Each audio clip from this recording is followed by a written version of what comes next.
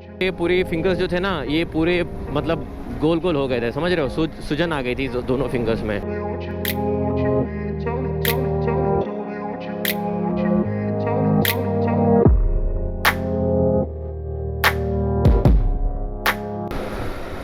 Hello everyone, welcome to my YouTube channel Ruman Vlogs and I hope all of you are doing extremely well.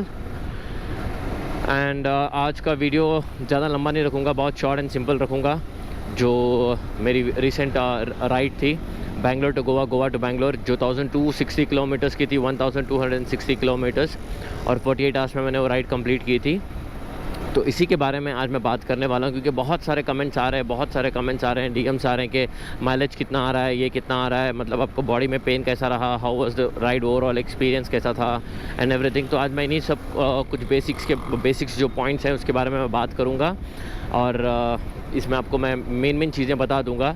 Even like जिस पे जो मैंने experience किया, जो मैंने expect नहीं किया था, वो सब चीज़ें मैं आपको बता दूँगा। और आप अगर राइड करना चाहते हो, कोई भी बाइक पे आपका फर्स्ट राइड है, तो ज़रूर ये सब चीज़ें आपको काम आएगी। तो वीडियो एंड तक देखें, स्किप ना कीजिए। जो वीडियो था गोवा राइड वाला, जो वीडियो था मेरा, फर्स्ट लॉन्ग राइड थी मेरा, और वो फर्स्ट प्रॉपर वीडियो आया था, व्लॉग आया था। तो उस पर जिस तरीके का प्यार आप लोगों ने दिखाया है, ऑलमोस्ट 20-25,000 व्यूज़ हो चुके हैं। तो इसलिए मैं आप सभी का बहुत बहुत शुक्रिया अदा करना चाहता हूँ, और ऐसे ही प्यार दिखाते रहिए, सपोर्ट करते रहिए। वही एक चीज़ है जिससे मोटिवेशन मिलती है मुझे ऐसी लॉन्ग राइड्स करने में। और हाँ, एक अगली राइड के बारे में भी अपडेट दूंगा इस वीडियो के अंत में, तो तब तक बने रहिए, वीडियो एंड तक ज़रूर देखें। और आपके काम की चीज़ ज़रूर होगी अगर आप लॉन्ग राइड एक्सपीरियंस जानना चाहते हो या फिर लॉन्ग राइड प्लान कर रहे हो तो डोंट स्किप द वीडियो। तो इसी के साथ शुरू करते हैं। जो मेरा पहला पॉइंट है वो है राइड प्लान मैंने कैसे शुरू की।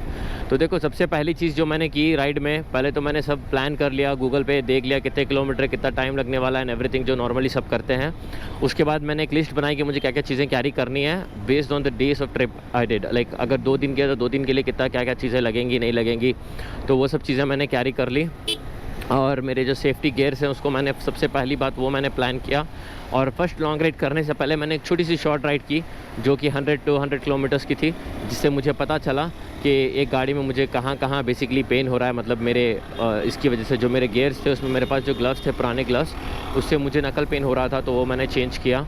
तो ऐसे करके थोड़ा बहुत मैंने चेक किया एक लॉन्ग राइड करने से पहले, शॉर्ट राइड करके, और फिर उसके बाद मैंने लॉन्ग राइड का प्लान किया। दूसरी चीज़ जो बहुत इंपॉर्टेंट है जो मैंने की, वो थी मेरी बाइक। देखो, आप अगर पैसा इन्वेस्ट कर रहे हो एक जगह पहुंचने के लिए थ्रू योर बाइक, तो बाइक का ठीक होना बहुत ज़रूरी है, वरना पैसा कोई काम का नहीं है। और आपको अगर सेफली आपकी डेस्टिनेशन तक भी पहुंचना है तो भी बाइक का सही होना बहुत ज़रूरी है।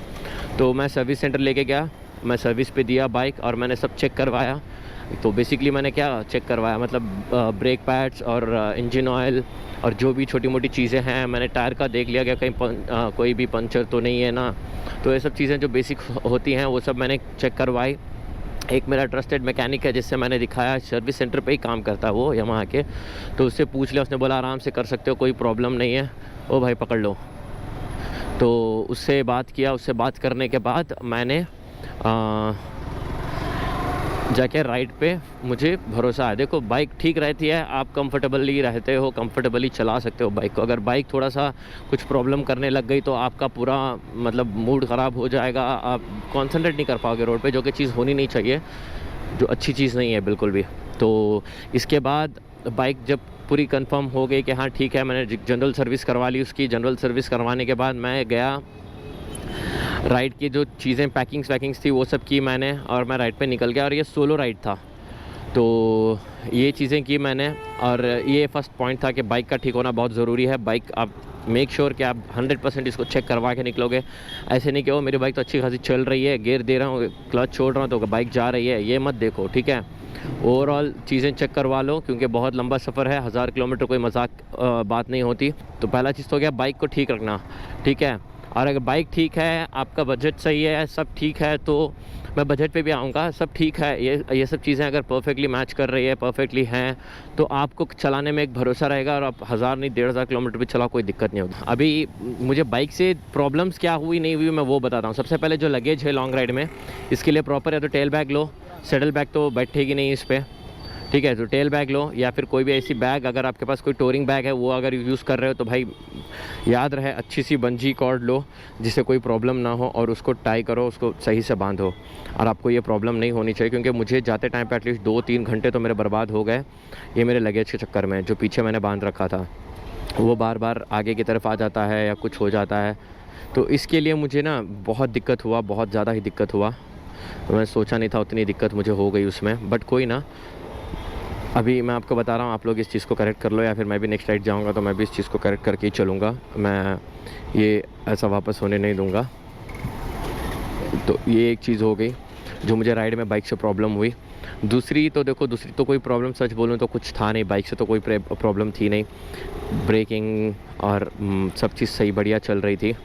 तो एक और प्रॉब्लम हुई थी मुझे, वो बाइक से नहीं थी बट हाँ राइड के रिलेटेड ही प्रॉब्लम थी। वो थी जो मैंने गोवा का मैप मैंने दिया था गूगल पे, लोकेशन सही था, रूट सही था, बट मैं ये भूल गया कि रूट देखना, मैं भूल गया कि रूट कैसा है क्या है नहीं है, जो कि मस्ट एंड शूट करना चाहिए। ठीक है, तो इससे क्या प्रॉब्लम हुई मैं आपको वो बताता हूँ। यहाँ से जो हुबली तक का रास्ता है वो बड़ी आसानी से कवर कर लिया मैंने, उस पर मुझे कोई भी दिक्कत नहीं हुई। हुबली के बाद जो है, हुबली के बाद से लेकर गोवा सिटी तक भी रोड बहुत ज़्यादा मतलब ख़राब है। ख़राब इन द सेंस रोड तो डैमेज है ही, साथ में वो पूरा सिंगल रोड है और उसमें बहुत सारे बीच बीच में गांव आते हैं, और गांव के साथ साथ बहुत सारा मतलब क्या बोलते हैं घाट सेक्शन आता है, जिस पे आपको बहुत सारा ब्रेक पे हाथ, बार बार आपको आपका हाथ जो है ब्रेक पे जाएगा, या आपके क्या बोलते हैं गियर आपको बार बार लिफ्ट करना पड़ता है। तो ये कंटिन्यूस एक 200-150 किलोमीटर की जो एक स्ट्रेच आती है, ये स्ट्रेच में पूरा आपको ऐसा ही होने वाला है।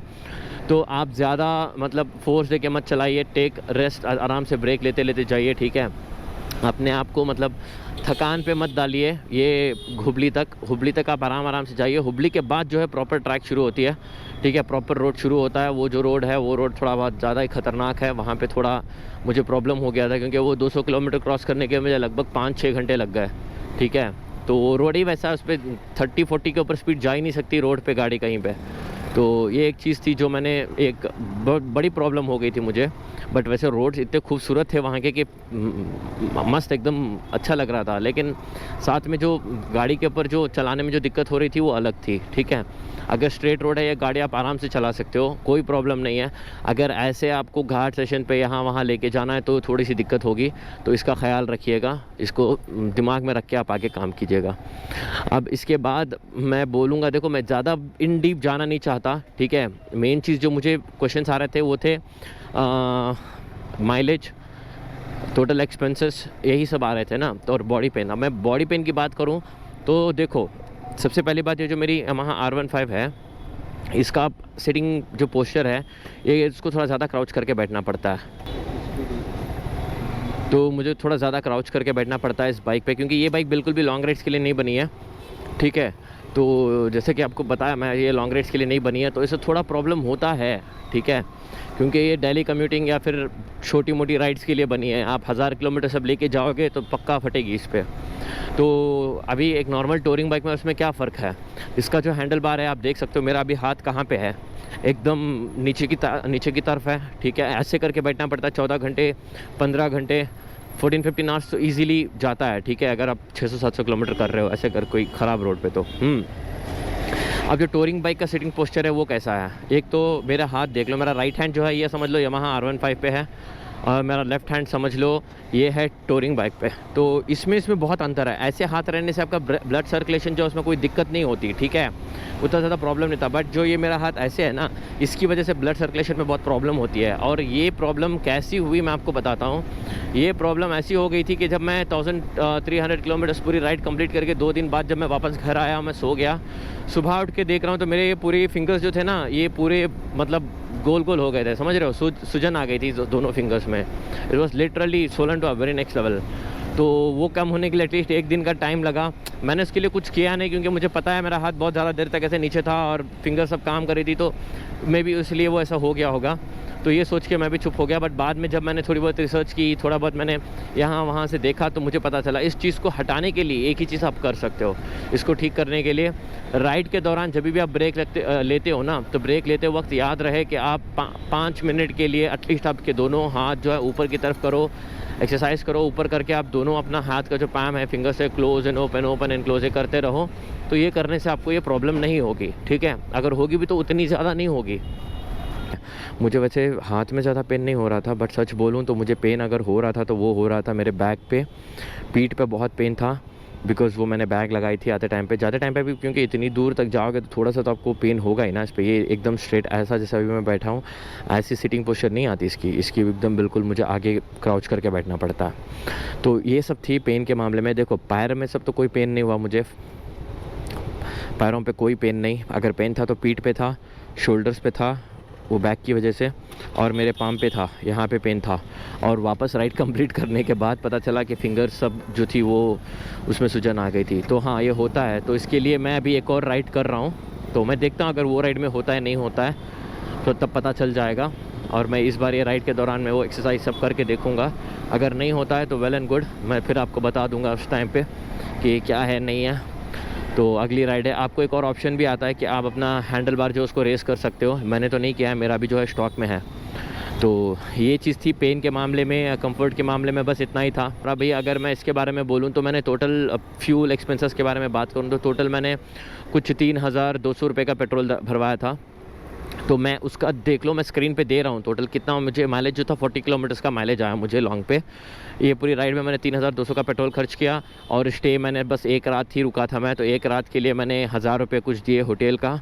और उसके बाद मैंने 1000 रुपये होटल के हो गए। फिर उसके बाद खाने पीने में 2 दिन का कितना 1,500 रुपये लगा होगा, तो 2500 रुपये 2500 रुपीज़ तो मेरा स्टे और खाना हो गया।